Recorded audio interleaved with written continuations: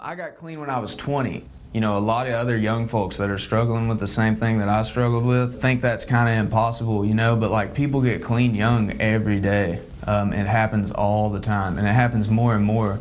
When I was in active drug addiction, I thought that I was going to have to die. I thought that that was going to be my only escape.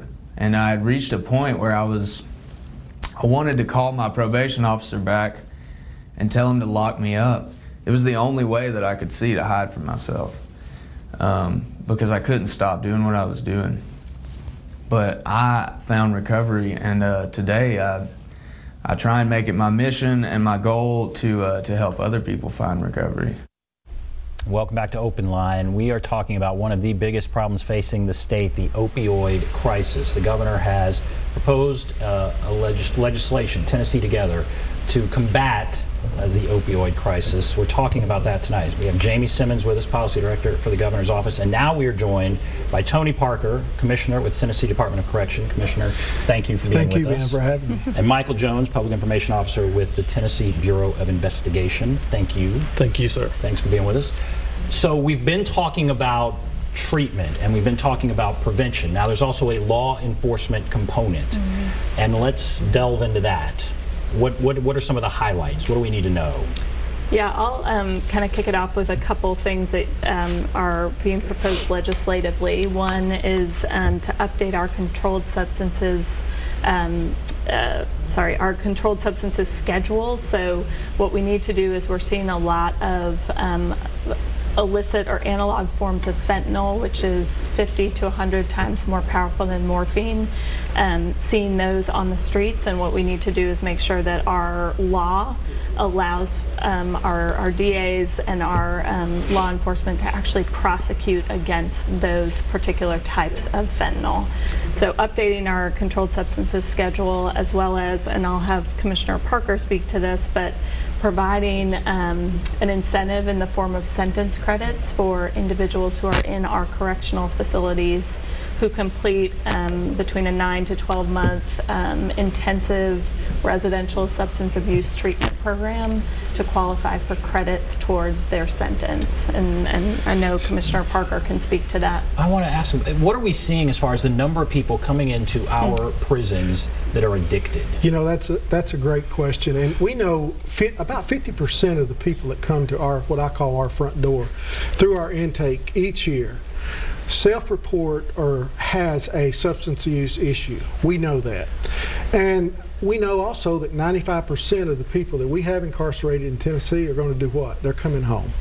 That's a very important piece to what we're trying to do here, because we have to target them while they're with us. Those that have a substance abuse issue can go into a residential intensive treatment program and receive credits once they complete the program, receive program credits for the completion. Now, that's an evidence-based practice that supports the fact that they're getting treatment. It's an incentive for people to get the treatment. Now, keep in mind, we can't make them take it because really it's a medical issue. This is a treatment. It's like medical treatment in the prisons. We can't make them do that.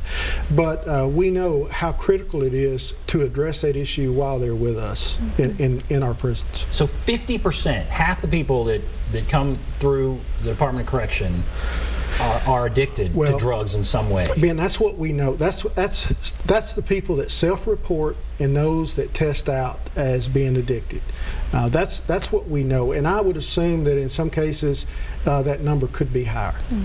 And so TBI, what is the TBI looking to do as part of this law enforcement component? Yeah, a couple key aspects of this piece of legislation. As she mentioned, one of them is the drug scheduling. With the synthetic opioids that have been kind of flooding the state, it's been really difficult for law enforcement to kind of keep up with the pace of these ever-changing substances. For example, if a drug is not specifically mentioned in the Scheduling Act, it's not necessarily an illegal substance, but yet they've altered it in a lab, moved a chemical substance here, altered an atom there, and it's even more deadly, more unstable than a legitimate prescription. So we're trying to be proactive, get that in the Scheduling Act so we can actually prosecute these people who are filling our state with this very deadly substance.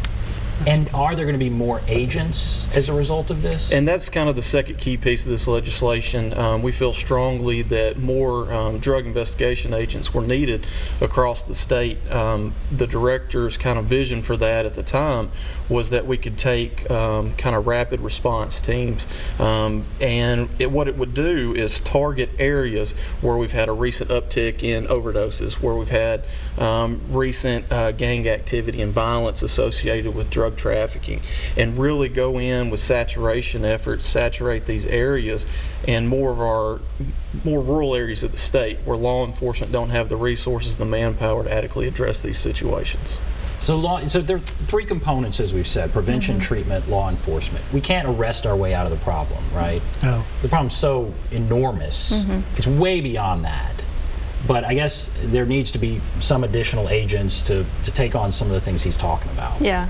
I think you can't arrest your way out of the problem. You probably can't treat your way out of the problem. I think it really is this comprehensive approach to say we really have to look at this through all different lenses and address this through whether it's more TBI agents, thinking about what people get when they go in for an initial prescription for opioids, thinking about those who are already addicted, how do we best serve them and make sure they have access to the resources they need to get back into a recovery and back to their families to support them. So it's really a comprehensive look at this problem. One of the things, Ben, I want to mention too is in corrections, for the first time, we're going to have the opportunity to dedicate a 512-bed facility in West Tennessee that's totally dedicated to opioid addiction. Wow. Now, this is a game changer because the things you heard Monty talk about, the recovery support and the aftercare that's needed in these programs, we currently have 9 programs in our TDOC facilities.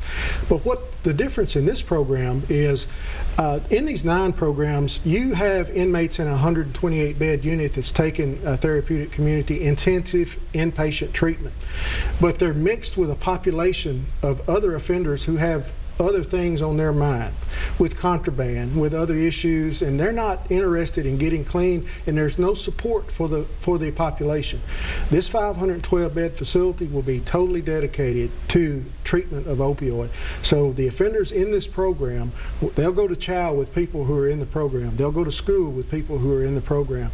And we're also dedicated and going to make the resources available when a person graduates this program to look for aftercare units across the state to put them in, to try to give them as much support as we can and give them the best opportunity to get clean, get their life on track before they come back to our neighborhoods. I've never heard that before.